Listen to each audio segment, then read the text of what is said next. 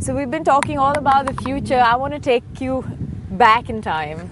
Joining Unilever, getting out of what? College, management, how are things and what did you do? And stepping into Unilever, how did that happen?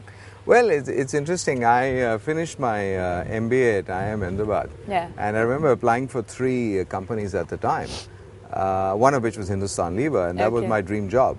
And when they offered me the job, I said, this is it, I'd love to do this. So that's how I got in. And what did they offer at that point for you to do what? Well, I was a management trainee, which is what everyone Working joins under as. who? Actually, I worked under a lot of people at the time. And the chairman of the day was T. Thomas. Okay. And I must say my training was absolutely fascinating.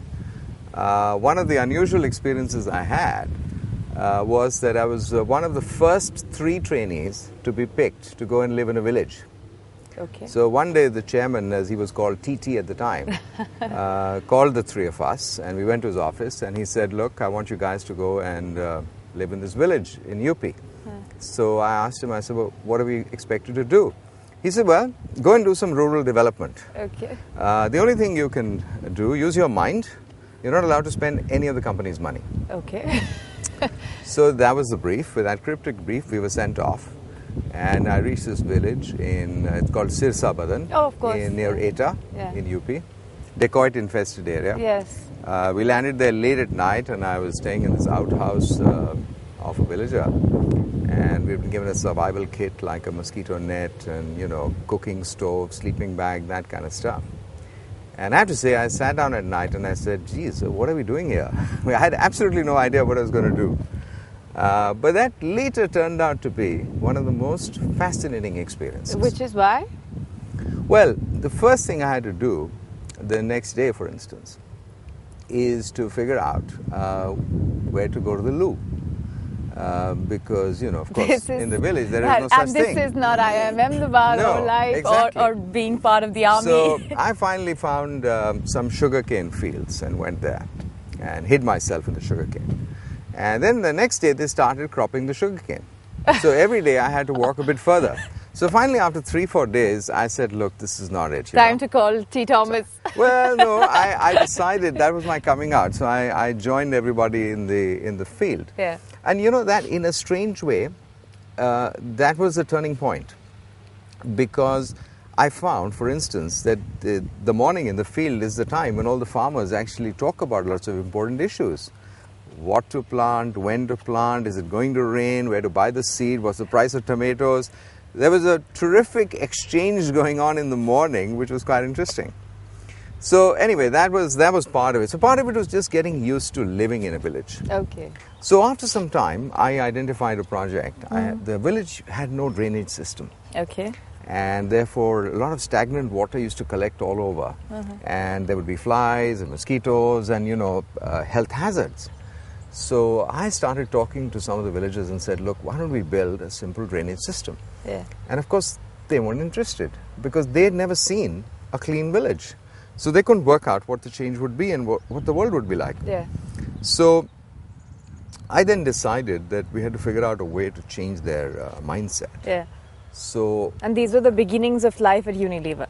Absolutely. Yeah. So near the village well, which is the place where everyone goes, we dug one particular soak pit. And I did that myself. And overnight, within a couple of hours, that place cleared up. And then actually everyone could see the change and the benefit. So then the next morning, the village pradhan and I, we called a meeting of all the villagers. And we said, listen, wouldn't you like your street to look like this? They sort of grudgingly said, yes. That would be great. What do we have to do? So Buy soap. No, I said, listen, I can design the system for you. Yeah. But remember, we weren't allowed to pay any money. Yeah. So I said, you've got to build it yourself. So actually, it's very interesting. I did the layout, and then all the villagers in their streets, they built it.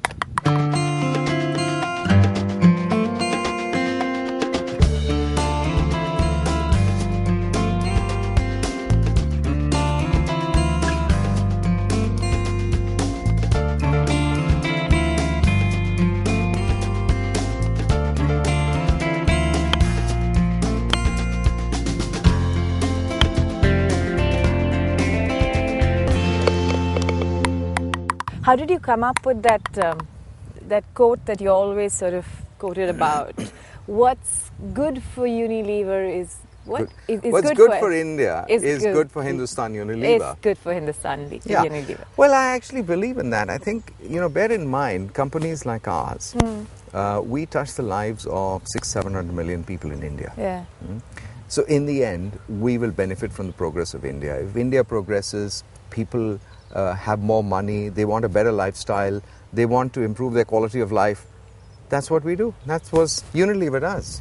I'm still talking like we. I know. I was just going to come to that and say, now that you've sort of finally gone from we to, your new private equity firm, what is it that when you actually decide to take retirement from being a private equity person, what is it that one thing you want to say besides the fact that you've had a great career in Unilever where you've had lots to carry back? What do you want to carry back from your new job? Well, first of all, I must tell you, I'm not thinking of retiring. I've just started. Okay. So that's not even on my horizon. It's like golf is in the mind, so is retirement. It's not even on my horizon. Okay. And really what I want to do now is what this firm is all about. It's to make businesses better. We take underperforming businesses and we figure out a way to improve them. Yeah. So that's what I want to do. And I want to do that all over the world. Superb. Including playing golf wherever you go. Hopefully. Actually, unfortunately, I must say I don't play enough golf. It's one of these things that's on my... I have a list of things I want to do before I finally go. And one of them is that I want to get to a single-figure handicap. But I just don't have the time.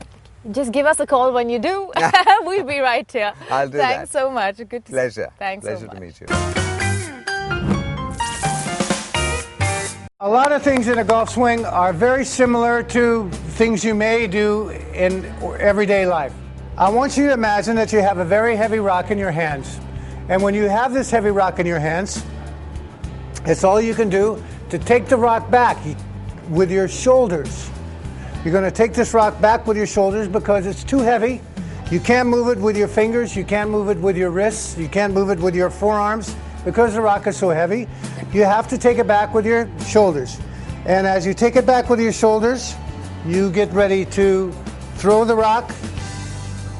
And that's very, very, very, very similar to the same action or motion that you're going to have when you actually swing the golf club. Now, when I put the golf club in my hands, you should see a lot of the same movement that we just showed you. Okay.